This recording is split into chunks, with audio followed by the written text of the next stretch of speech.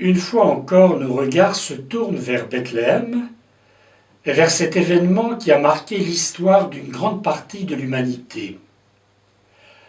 Si la naissance de Jésus à Bethléem est un fait historique, Noël n'est cependant pas, et pas seulement, un fait du passé.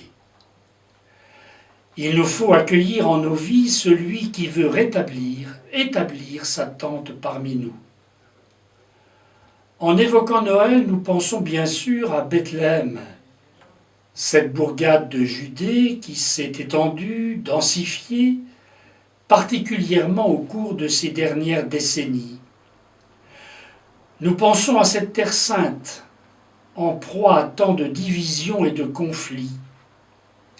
Nous pensons à Jérusalem, celle que les psaumes appellent vision de paix, et qui est l'objet de nombre de convoitises et de graves dissensions.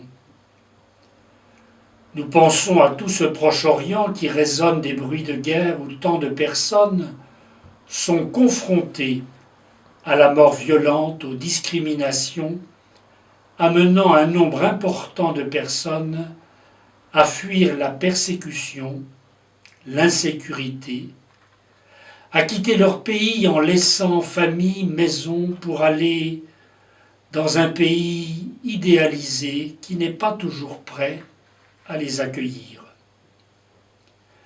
En évoquant Noël, il nous faut penser à tous ces Bethléem de notre monde, toutes ces villes, toutes ces familles, tous ces cœurs dans lesquels Jésus veut établir sa tente aujourd'hui. Saurons-nous lui laisser la place pour le laisser naître, vivre et grandir en nous, autour de nous?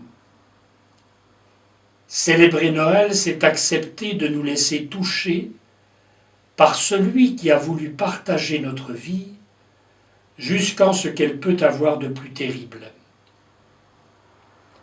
La compassion, le partage, la disponibilité, l'accueil, l'entraide font heureusement partie de ce que je pourrais appeler le patrimoine de l'humanité, et nul ne peut en revendiquer le monopole. Cependant, pour qui se déclare chrétien, accepter l'amour de Dieu, c'est s'engager à le partager.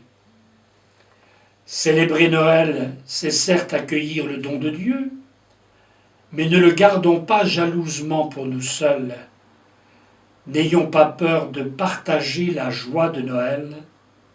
Célébrer Noël en vérité, c'est devenir à notre tour source de joie et d'espérance.